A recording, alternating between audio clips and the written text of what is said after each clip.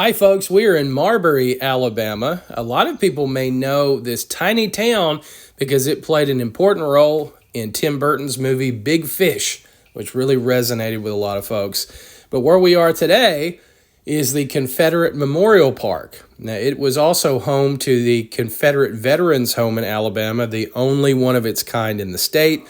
It operated from 1902 to 1939, the last official service member, former Confederate, passed away in 1939.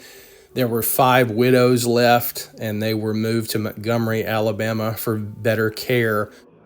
Majority of the veterans that were housed here, and they were actually called inmates because the term inmate meant something very different back then, but the inmates of the veterans home here in Marbury typically were part of regiments from Alabama, but also were people that would later move to Alabama and then later in life would end up here in the veterans home.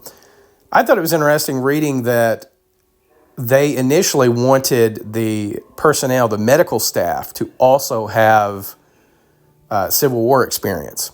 And so for the first few years, 1902, 03, 04, 05, etc., you were able to find that. But as the years went by, obviously, your veterans are getting older and older and older, and it was hard to have both the medical and the Civil War experience. So you would see it phase into medical doctors from civilian life.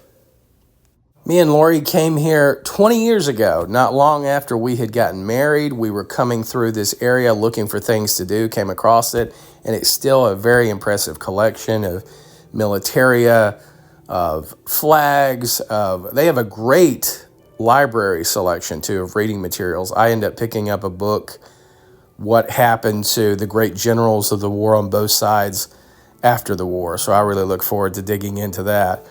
We're from Middle Tennessee. There was a great display on a soldier from Spring Hill, Tennessee, not far from where both me and Lori grew up. So that was really neat to see. But just to get a glimpse of what they went through, and then to understand the history of the veterans section as well, the veterans home. There was an African-American college nearby that, when asked to help, gave shoes to the veterans home, helped with the upkeep of the veterans home. These were Confederate soldiers. And this African-American college didn't even hesitate to say, of course, we will help. And even though we were against what these Confederates fought for, we honor their service.